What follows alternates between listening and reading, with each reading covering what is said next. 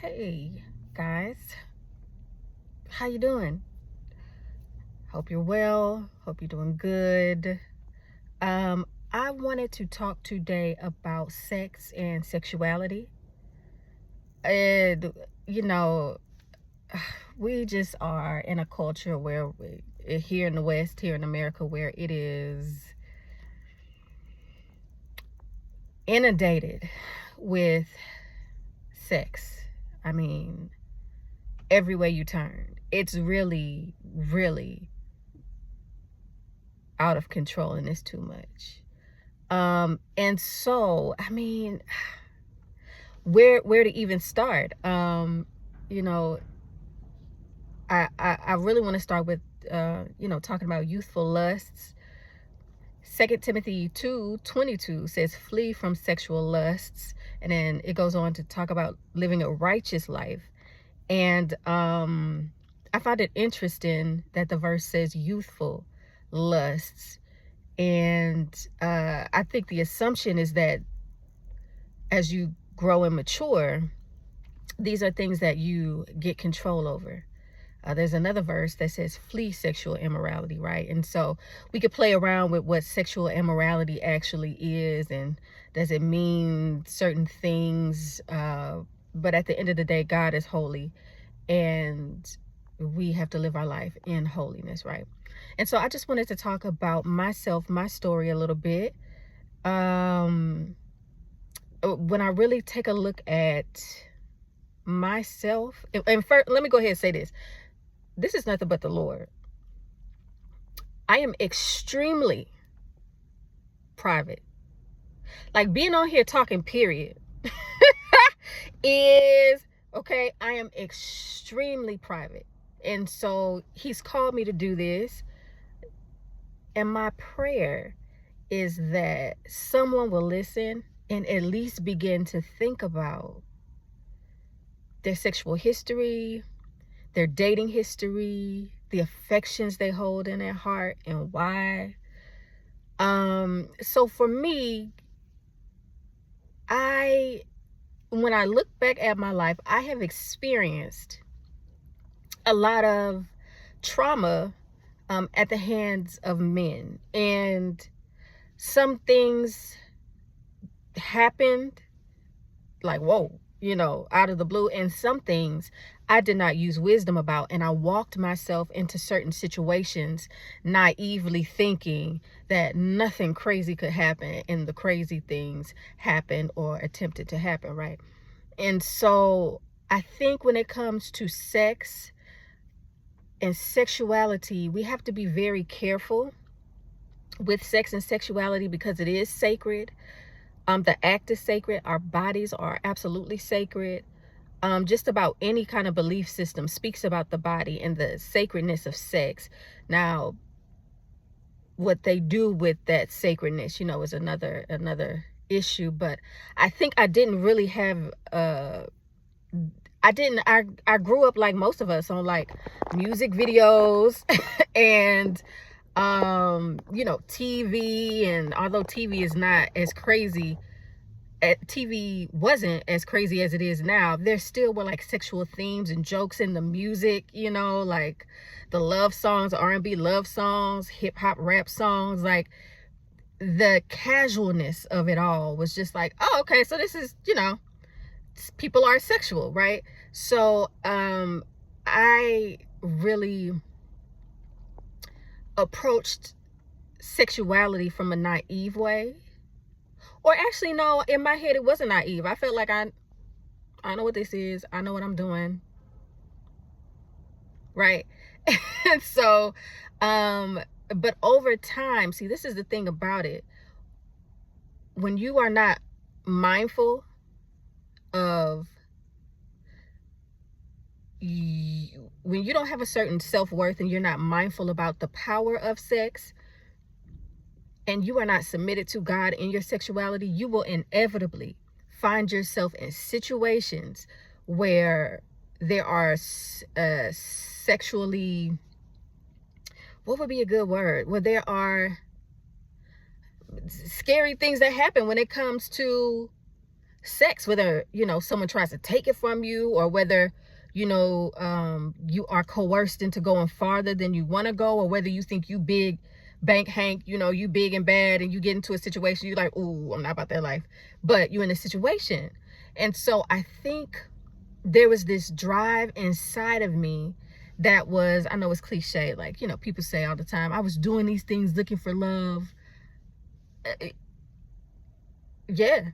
I mean, acceptance, love, all of those things. And I really put myself in some dangerous situations. And it's almost like, even if I didn't put myself in a dangerous situation, being naive, being silly, foolish, it's almost like they were attracted to me. Like these weirdos, these perverse people were attracted to me. So after running into so many different situations, I eventually was like, do I even like men?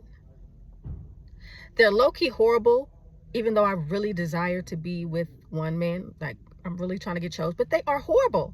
Do I even want them? No. Maybe I don't want a man. Do I want a woman? I don't think I can. Well, yeah, but I can't. Like, I would, no shade, try to envision myself holding hands with a woman, and it just would never, there wasn't a romantic aspect. It wasn't, and so I'm like, okay, so then do I just like keep subjecting myself to this kind of treatment by men? Because obviously all men are like this. This is who I'm attracting. These are the situations that I'm continuously coming under, falling into. And so what does one do? It's almost like it's a drive inside of us that because we want love, we want admiration, we want to feel good, we will allow ourselves to be in situations that are beneath the standard of, number one, what God has called us to. And number two, just as a human, we allow ourselves to be treated in certain ways, or, it's just, it's really demonic. Let me straight up say what it is. It is absolutely demonic. Sex in the hands of someone who is not submitted to God is dangerous, and it's demonic. We look at our world, we see all of this gender fluidity, gender confusion, even though they don't say they confuse, but it is mass confusion. And so there's a big part of me that understands, because I know that not every gay or lesbian person has been touched or molested. I'm very clear about that. I know that is not the case for everybody. But in most cases, when you really start to dig, there was some sort of sexual trauma associated with their lives. And so they kind of go on a path that is not righteous, not holy. And so I have a deep compassion and a care for those who identify as bisexual or gay or lesbian or whatever else. But at the same time, I know what I'm looking at. I know that take another human out of the equation. Forget about sexuality. Let's just stick with you. You will never, ever be filled and satisfied and feel so loved as you will until you really encounter Jesus. I don't care what nobody say. And so I understand that this big push sexually, first of all, there are demons and principalities and all kind of stuff behind this, right? Jezebel is one of them. I had a crazy dream about Jezebel last night. It's the seduction power. God has been speaking to me about figures like Cardi B and Nicki Minaj and the video vixen, these kind of tropes of women, this seductive woman. And it is very dangerous. So, it's so dangerous. Let me calm down. I constantly will push for this. You can dress provocatively. You can have the mindset of, I call it the stripper mindset of, forget you, pay me, right? The type of, first of all, message that you're sending out to the world, specifically if you're a black woman, I just have a problem with, because they already hypersexualize us. So what is you doing? And let me tell you what I know. I know that there are men who see certain women who may dress in this provocative way. Your girl Beyonce too. And it stimulates, like they are predators. And they can't have that woman for whatever reason. They won't go and try to prey on that woman. But they'll find someone similar who they view as weaker, and they will act out those lusts and those passions that you over there living your own little life doing you has stimulated, and they will go and prey on someone that is weaker. I've seen it. I know that this is how it happens. Listen, a predator is a predator is a predator, but you ain't helping predators by how you dressing and what you doing. So I'm talking about sex. I'm talking about sexuality. I think it's time for us to grow the heck up. I think it's time for us to really face this lust situation and call a spade, especially if you call yourself a believer. Do you believe that it's okay to be bisexual? Do you believe it's okay to be gay? Do you believe it's okay to be a lesbian? Like, what do you think about these things? What's really going on inside of you? Another big aspect we got to talk about is porn. Porn is, honestly, what I found is a lot of the underlying root. Many of us were introduced to it so very early. And when I tell you porn does a number on your psyche, and the types of demons that you're letting in, oh man, through porn is so crazy, yo. And it feels like, well, I ain't hurt nobody. This my thing. This what I do. Some people are secretive about it. Some people are like, hey, this what I do. Porn is deteriorating this society so quickly. It's like a fungus. It's like a disease, and it is just tearing apart whatever is left of our culture that is righteous, that has the possibility to reinvent itself into a holier version, right? It is absolutely destructive. Absolutely destructive. And many of us, because we were introduced so early to it, it is like it's like a playing in the back of our minds. It's like I'm seeing like a film, like those old school movie theater films that's just constantly playing in the back of our mind and our subconscious. And it honestly is demonic, because what happens is this spirit, when you let it in, you'll be chilling. You'll be chilling for a week, a month, 2-3 months, and then before you know it, it will rise up. Whether something has like brought it to the surface, something you watched, something you heard, the conversation, a song you engaged in, whatever, or it will just come out of the blue, and before you know it, it has jumped on you, and you want to say no, you want to quit, and you cannot quit. All of these things are related, and I think it's high time for us to really, really, really, for real, take a look at what we deem is okay, what we deem is okay sexually. Because let me tell you something, God is he's holy, and he calls us to be holy, and this is a process. Holy is not, it's not perfect.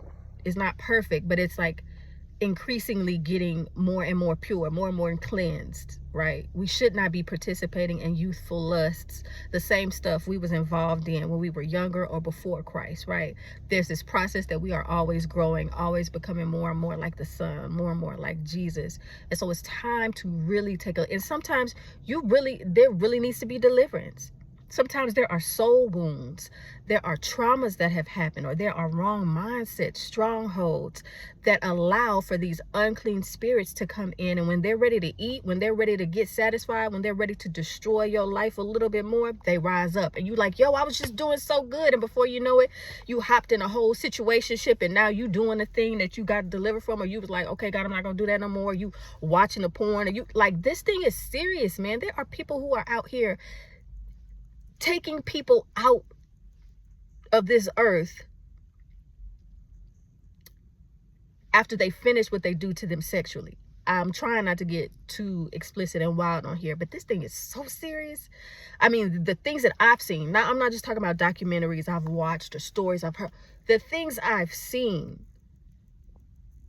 Many of these people, many of these women, before they're, and it happens a lot to prostitutes, before they're taken out of this world, they're not just done away with.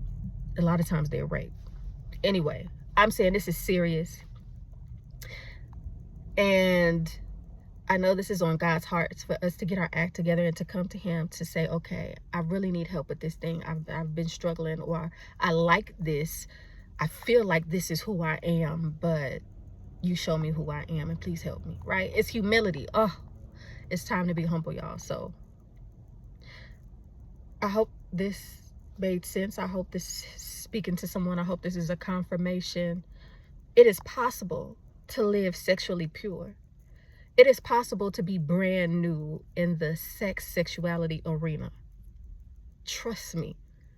You'll be looking around like, well, who is this person? You know, now you all like, oh, excuse me, did you use that word when, you know, you was about that life, you know, years ago. So these things are possible. It's a beautiful space to be in. You need to close doors to the enemy because he's trying to destroy, and ruin your life. So those with ears to hear, you need to hear. And man, I just pray for your spiritual health. Okay, bye.